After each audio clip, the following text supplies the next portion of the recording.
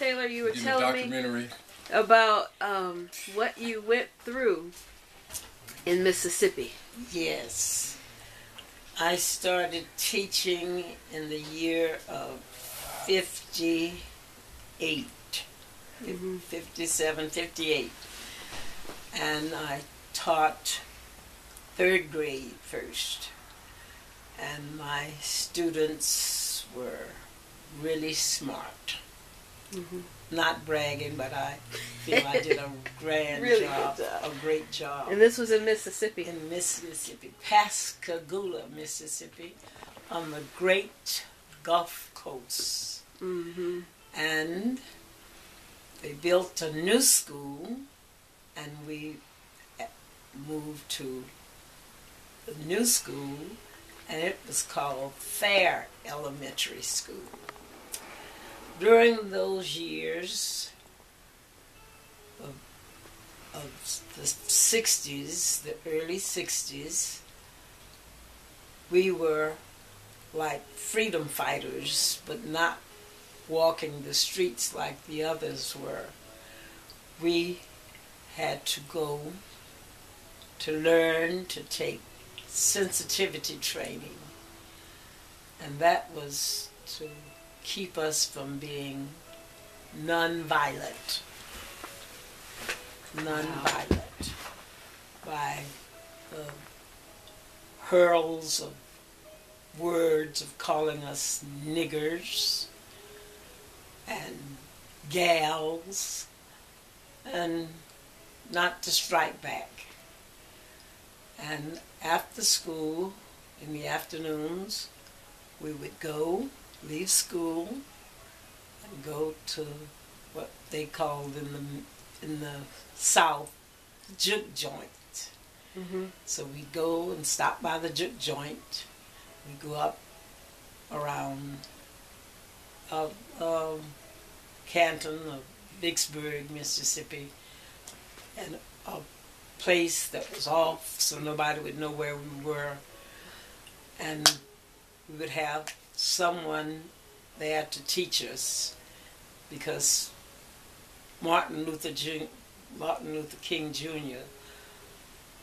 had the movement going on in Alabama, where I graduated, because he was teaching nonviolence. And so when we would go up to in Mississippi, we would have someone there teaching us by having different ones walking around. Sometimes they would put a blindfold on us, and the person could strike you anywhere they wanted to, but you had to just take it and not fight back. This is real. This is what happened. You had to trust the person, if they would pick you up, if they would not throw you down. Feel confident that they're not going to strike you, and if they did, you had to take it. Is that all the teachers in the school? No, it was the ones that I went with. It was 5 of us. We drove in the evenings after school. We would leave school and go to learn this training.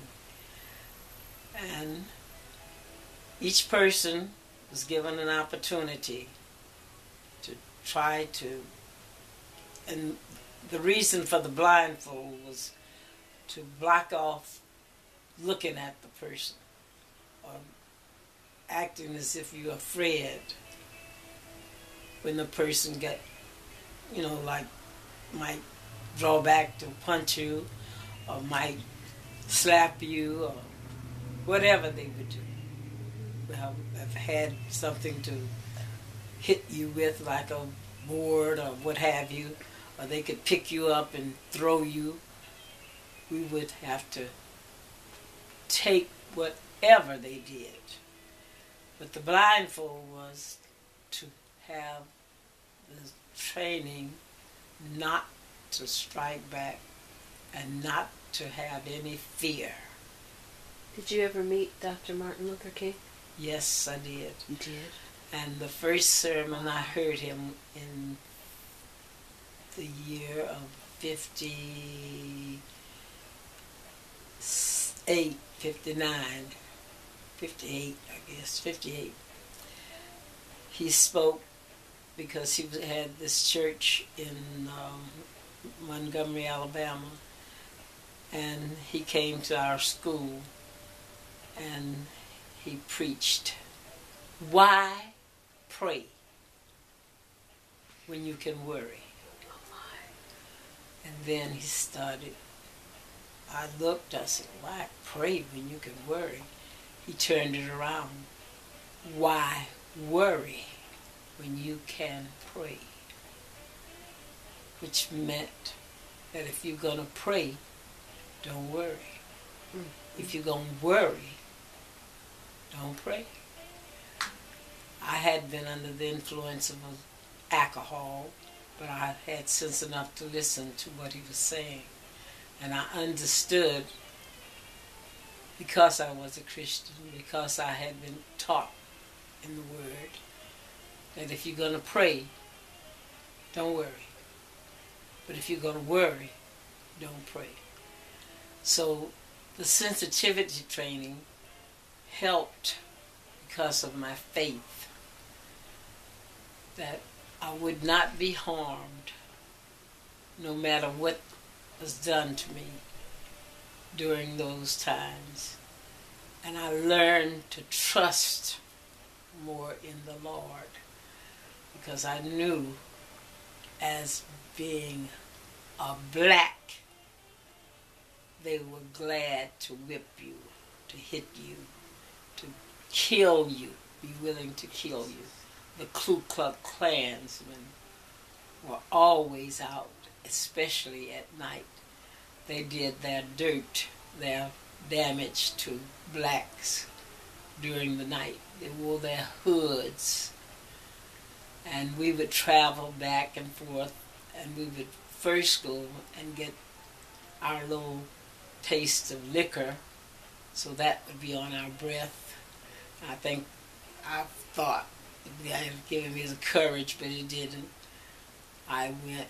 We went, and somebody would hit us when we were in the group that we were in. Someone would push us. Someone would punch us.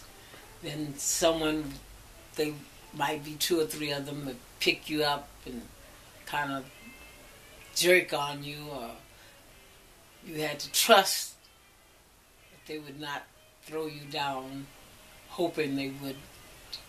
But you had to have that training to not be fearful, that you could trust the person not to hurt you. And that trust came from praying that you would not strike back, to become non-violent. After the training, if they had known we were being trained, we could have been fired from our job. Oh my. We could not let anybody know that we were taking this training. Was it a way to protect children, or it was a way for them? As an adult, because children were in your care. They were after the adult, anybody who's grown. Okay. Because in my home state of Mississippi, we had a man named Medgar Evers, who was the first to integrate the school, the college in Mississippi. And he had to go through the training of not being afraid. In Arkansas, they had the 5 who were integrating the schools. And those children were little children, young ladies. And they had the National Guard to escort them to when they integrated the schools. That was in 56, 57.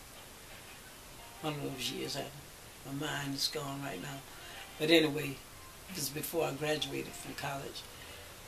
And we were so happy to know that those children were strong enough to listen to the hurls of "you niggers go home" and all kinds of insults of being black. We were called colored when I started out. Niggers. Then they finally graduated to the word black. I thought that was more of an insult than Negro. Really? Because everybody wasn't black. Some were light-skinned. We had blacks who were whiter than white in our family, which everybody has some in it. But the thing is, of our travels afterward, going to learn how to keep from striking back, learning from Dr. Martin Luther King, who had people sitting at counters in Alabama, going in to integrate the crests, they call it, or the little diners. And they kicked them out, and blacks were not welcome. But in the school system... I have a question for you. Yes. I don't mean to change the subject, but what was it like for you to see Barack Obama become president? It was the greatest opportunity in all the world. I wished my dad would have been alive, my mom. I was the oldest volunteer of the grassroots here in Stockton. I have a shirt that I had on last night under the clothes that I had on. I was presented that shirt as a grassroots volunteer of Stockton, California. They presented it to me. A change. A change. I wish I could show them. I wish I could show them the picture that you have in your living room. Oh, I wish you could. Okay, hold on, everybody. I'm going to show you this picture. You got to give me a minute here. Well, let me get this shirt out. No, it's okay. It's okay. No, I won't get this shirt out that I have now. No, it's okay. Don't worry about it. I'm going to show them the picture. Shirt too. Okay, I'm going to show them this picture. They presented this to me because I was the oldest volunteer from Stockton. Don't what? We're filming. Don't come out. Don't come out.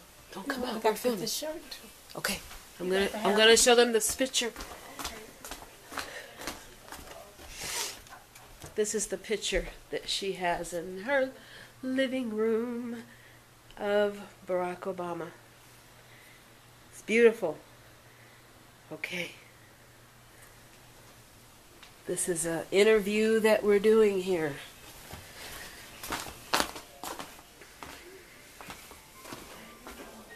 You can't come back in. Don't worry about it, Mrs. Taylor. Well, anyway, I want you to see this one. Okay.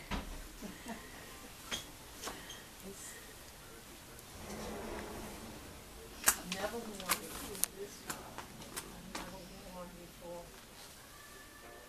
I love it so. It's beautiful to me. And I'm going to wear it one day. I would give it to you, but it was given to me.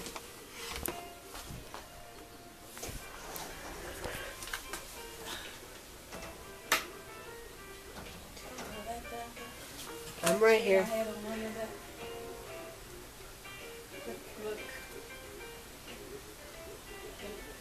Look. This is Mrs. Taylor when she was young. Oh, I know where it is. Look. You ready? Look. Okay, let me turn the light on. All right, we're going to end our talking to Mrs. Taylor, Mrs. Sadie Taylor.